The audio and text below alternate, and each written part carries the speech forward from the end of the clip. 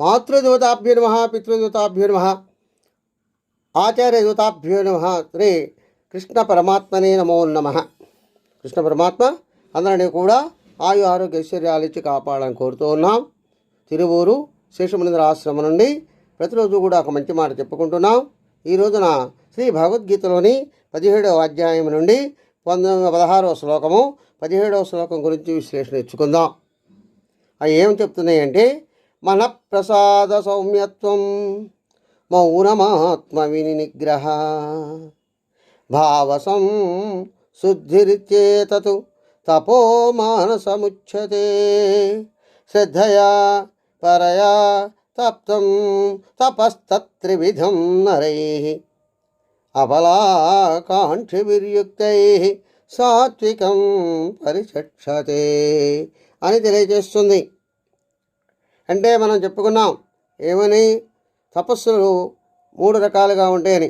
శారీరక తపస్సు, వాంగ్మయ తపస్సు అంటే వాక్కుతో మనం మాట్లాడే విధానం తపస్సు, తర్వాత మానసిక తపస్సు గురించి ఇప్పుడు చెప్పుకుంటున్నాం. అంటే మానసిక తపస్సు ఎలా ఉంటుంది అంటే, ఎప్పుడూ మనస్సు ప్రశాంతంగా ఉండాలి, మౌనంగా ఉండాలి, ఎలాంటి వాటికి ఉద్రేకము పడుతూ ఉండకూడదు, ఉద్రేకరహితమై ఉండాలి. ఇతరుల పట్ల ఎప్పుడూ కూడా సానుభూతితో దయా కరుణా కటాక్షాలు చెందేటట్టుగా ఉండాలి.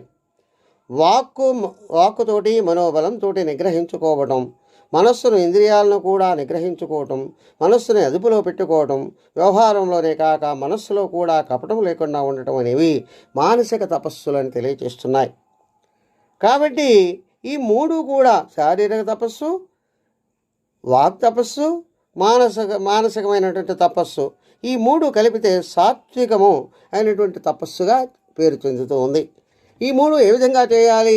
ఫలాపేక్ష లేకుండా చేయాలి, చపలత్వం లేకుండా ఉండాలి, ఏకాగ్రతతో భగవంతుని మీద శ్రద్ధ ఉంచాలి, భక్తి విశ్వాసాలతో ఆచరించాలి. అప్పుడు అది సాత్విక తపస్సు అని చెందుతూ ఉంది.